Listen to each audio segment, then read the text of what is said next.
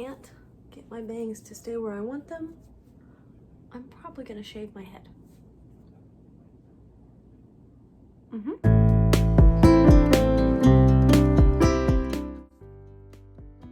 Hello everybody, I'm back with my Emily Henry ranking. So earlier this summer I went on a cruise and I packed very specific books because I wanted to have the perfect beach reading experience ever. So I only packed the beach read books like Hook, Line, and Sinker, these things, lots of romance, lots of beachy themes, Summer I Turned Pretty. Anyway, I read all 3 Emily Henry books. I purposefully waited for to read the rest of them till Book Lovers came out so that I could rank them all once I was done. And here I am ranking them for you. Let's get started. So I will give you like an in-depth description, no spoilers, of each of the books as I tell you who's in what place. So we'll start off with the bronze medal. The 3rd place award goes to People We Meet on Vacation. I know a lot of you really like this one. A lot of you, this is your favorite, and I get it. I really do, but there's just some things about this one that just knocked it down a couple pegs for me. But anyway, so this is Friends to Lovers. The 2 characters are Alex and Poppy, and they met in college and they start going on all of these vacations together, and eventually Poppy becomes a like vacation blogger type person, and so they get to go on fancier vacations for free. So she takes him with her, they have a great time, and you know, it's kind of like that. There might be something more, but nothing ever happens. And Alex has this girlfriend that kind of gets in the way sometimes.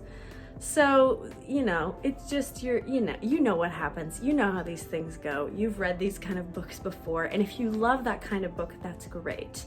This is perfect for you. But the love triangle, I couldn't do it. Sometimes a love triangle is okay for me, but like it gets into like Rory and Dean and Jess territory where it's like, okay, clearly you have to go with, you know, the one. Anyway, so it had those kind of vibes for me. It was still a great book. Gave it a 4.5 rating out of 5 stars. Just didn't make it a perfect 5 for me, but all good.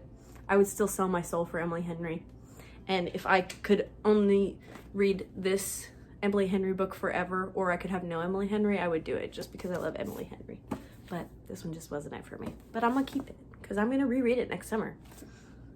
It's still a good summer read. No complaints about that. Moving right along, this is where it gets complicated because I love both of these books so much. I cried so many tears reading both of these books, but I do have to choose one. But I'm not going to yet. We're gonna talk about it first. So let's talk about Beach Read first. This was the first Emily Henry Universe book that came out. This came out, I think, in 2019, maybe? Let's acknowledge the publisher page. Oh no, this came out in 2020. Okay, 2020, 2021, 2022. Great. Now that our timeline is in order, let's talk about this. So the heroine's name in this book is January, which I was very confused about on Book Talk before I read this, because I was like, it's called Beach Read and it's in January? What happened in January? That's her friggin' name. Anyway, so January's father has just passed away. That's not a spoiler, it's just the very beginning of the book. And she has been left her father's lake house that I guess she didn't know existed because it's where her father would go see his mistress. And her mother knew about it and she did not. And so she's super mad about it, but she's gonna go to the lake house to try and clean it out because she doesn't want it. She doesn't want to live there. And she's a writer, she's a romance writer, and her life is not going great at the moment. She doesn't have any inspiration. So she's like, okay, while I'm cleaning out the lake house, I'll, you know, try to crank out a nice beach read, and whatever, get my life back on track, close this chapter of my life, move right along. Until, of course, the lake house right beside hers belongs to her arch nemesis, Augustus Everett, who is also a writer that she knew in college, but he is like a best-selling author, and her books aren't doing very well, but he writes literary fiction. And so like there's a little bit of tension of like, is romance a real genre, and is lit fic better than you know the drama. We're all on the same page. So it turns out that they are both in writing slumps at the moment, and they are going to challenge each other to write in the opposite genre, like of each other, and see who can come up with the best beach read. The puns are just never ending. My dog is waking up from a nap. She's looking at me like, what are you doing? She's stretching. She's so cute. You want to see her? Ethel, say hi. She says hi. So anyway, they're both gonna write in their opposite genre, see who comes up with the best book, and of course, romance is right around the corner. So that's what happens in this book. I love Gus. I have to say, Gus is just one of the best book boyfriends ever, and that scene on the bookshelves. Anyway, so the newest installment of the Emily Henry universe is Book Lovers. This came out earlier this year, I think in April or May, I can't remember. And this is about a woman named Nora Stevens who has a little sister named Libby. And when they were growing up, they were living with their single mom, and they were very poor. And Nora, whenever their mother passed away, that's also not a spoiler, whenever their mother passed away, Nora decided that she was going to do whatever it takes to take care of Libby, even if that means giving up on, you know, certain opportunities to make sure that Libby's secure and all that. So that's what we're, you know, that's what we have on top. That's the first layer of drama in the book. Anyway, so she has an arch nemesis named Charlie, who is, it's not really an arch nemesis, just a colleague that she doesn't really like. And he is an editor, a book editor, and she's a literary agent. So they are having to work together on her new client's book, and he's gonna be the editor for it, and so on. And they both end up in this small town called Sunshine Falls, North Carolina, because she's going on a trip with her sister where she's not supposed to be working. But then she runs into Charlie, and it just happens to be his hometown. And of course, there's zany adventures, and there's this whole list of like summer things that Libby wants her sister to do, like, you know, Hallmark Channel stuff, like festivals and street fairs and crap like that, you know, and she wants her to go on a date. So of course she ends up going on a date with Charlie at some point.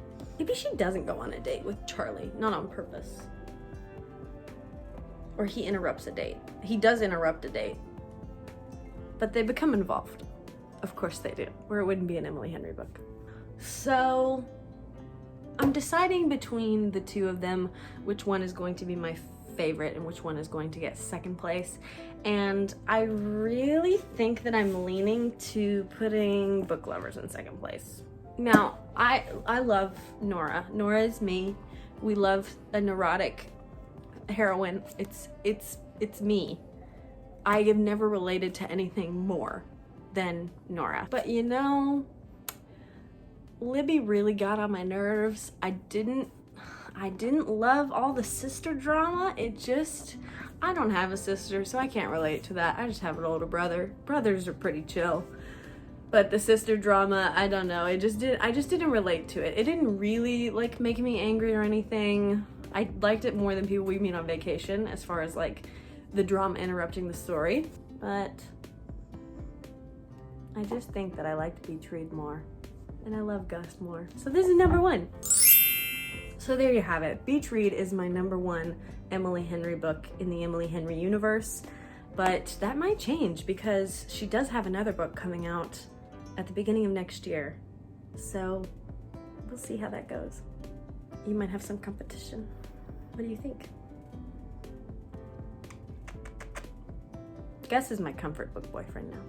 It used to be Zach from the Gallagher Girls series, but now I think Gus is my man now. That scene with the bookshelves, wow. Anyway, thank you so much for watching this video. Please subscribe to me if you think that I'm funny, or maybe even if you don't and you just want to see me make a fool of myself, that's fine too. You can also follow me on TikTok or Instagram, bookishkimberly, on all of those things. And you can buy books from me on Depop, because when I don't like things, I sell them on Depop and make like $1 off of them. So you can do that if you want. You can comment below and tell me what your Emily Henry rankings are, or you can just be like, hey, that was cool, Kimberly. Do that again sometime. The next time you see me, we will either be talking about fall reads or an August reading wrap up.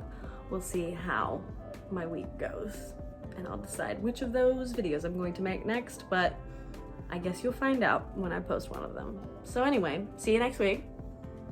Bye.